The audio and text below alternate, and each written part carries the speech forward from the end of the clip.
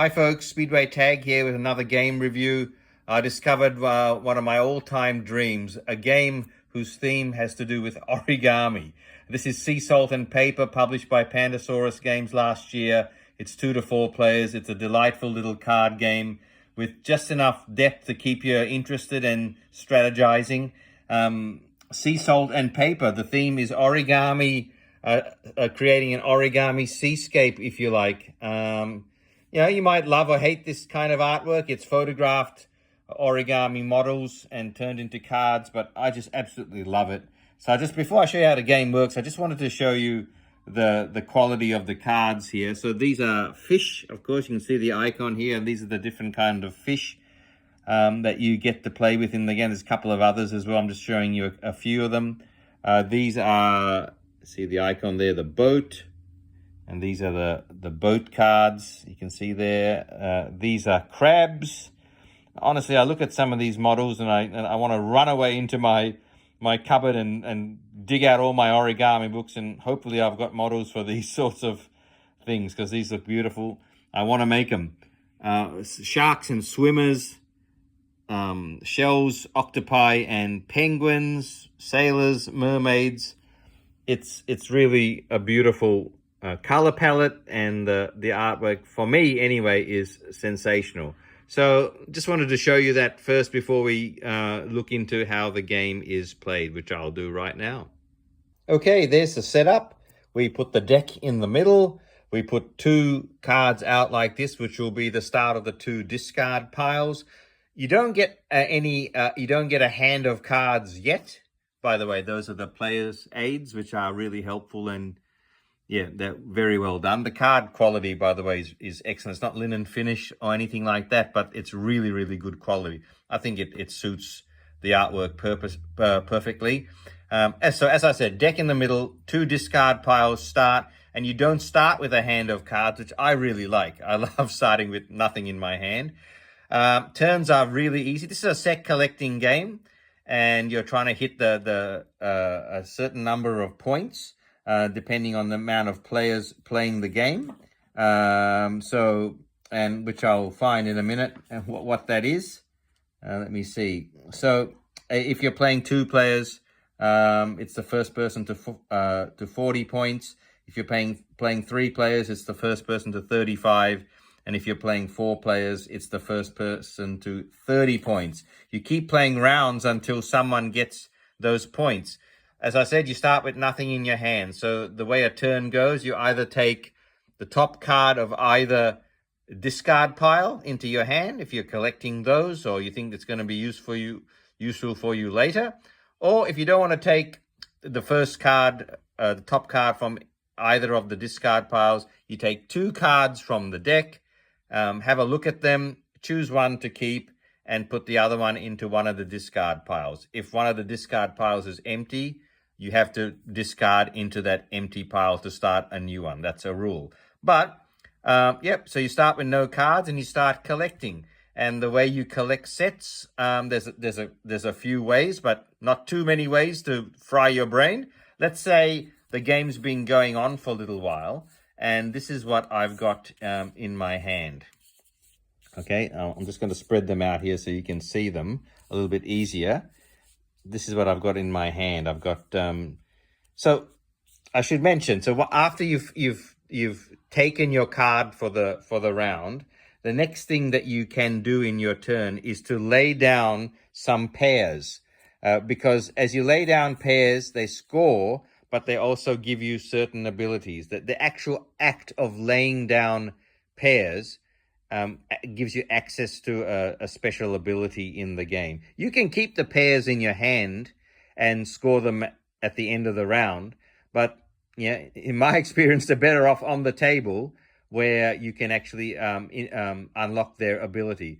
I guess the only downside of them being on the table is that the other players see where you are. They have a better idea of where you are score-wise, and that's important, as I'll explain in a minute. But so the kinds of cards that will fall into pairs are these cards that have that icon on it, where you have the icon of the card, which is origami crab, and then it's got like a dotted out crab. That means if you find another crab, which I've got here, you can, on your turn after taking your card, you can play that down in front of you as a pair. The pair gets you 1 point, but it also gets you that special ability, and that is, I believe, taking a free card from one of the discard piles. Okay, just a one-off thing, but it's a handy to get an extra card.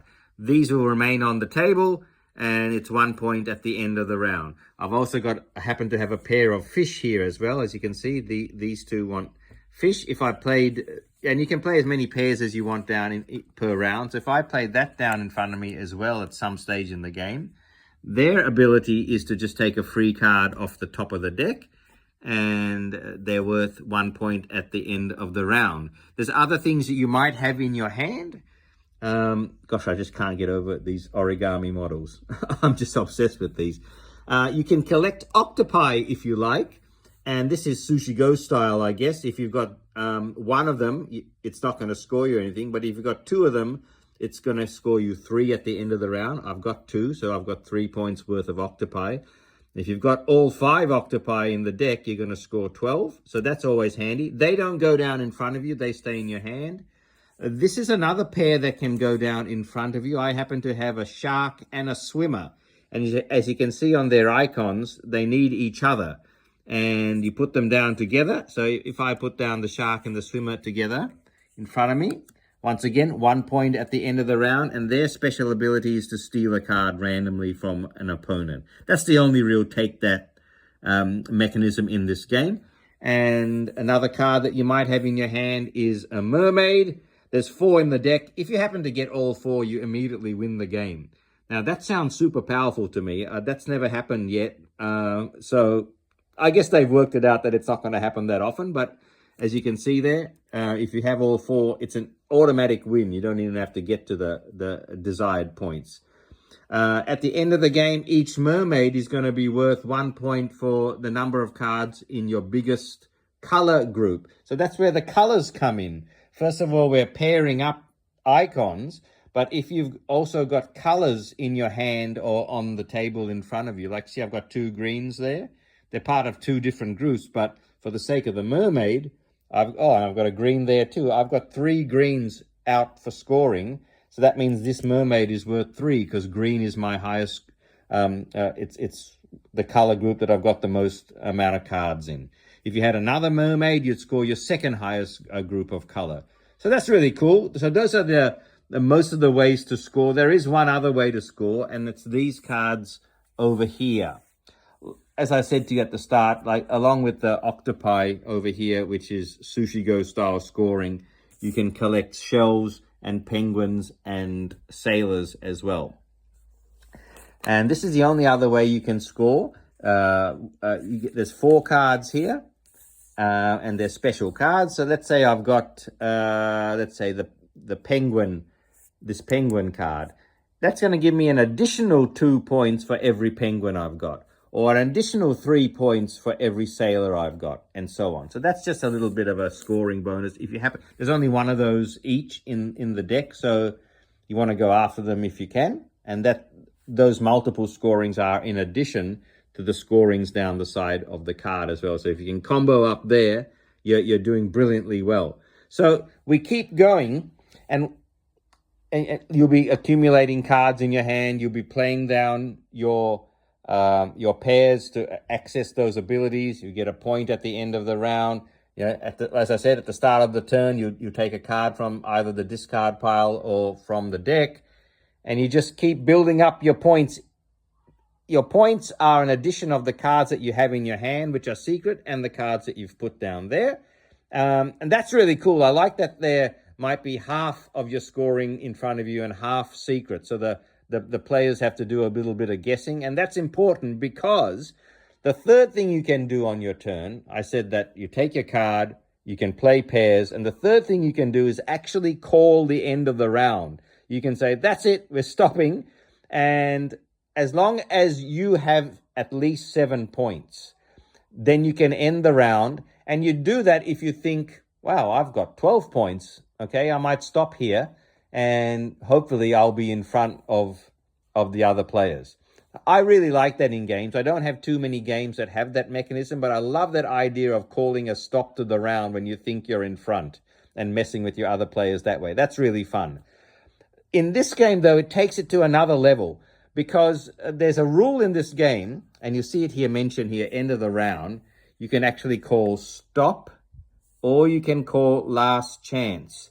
And what last chance is, you call a stop to the round like I explained, but then if you want to push your luck, so to speak, you can actually give your opponents one more turn.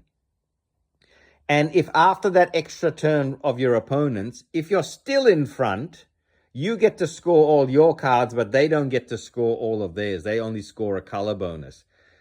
If you get that bet wrong, and after giving them a free turn, they manage, one or more of them manage to get a higher score than you, then they score their cards and you only score your color bonus, which is the one group of cards that where you've got the most color in, and that's 1 point for those, and that's all you get. So you might end up only with 3 points when initially you had 12. I just absolutely love this idea of pushing your luck there and calling the end of the round. That's fun enough. But then the thought of giving your opponent one extra turn to try and expand the gap between you and them at the end of that round, I just think that's fantastic. This rule book's really good, rule sheet if you like. It's very easy to follow. It's really, really well explained, all the way the card combos work.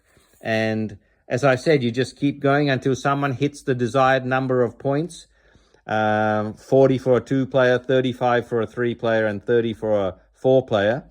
Total them up. Who's in front wins. So that is sea salt and paper. I hope I didn't miss anything, but this is fairly new. I just got it from my local game shop. It was an absolute surprise to see an origami-themed game. So, yeah, I hope you enjoyed that. And if it's something you like, I'm sure you can get your hands on it pretty easy. Thanks. See you later, guys.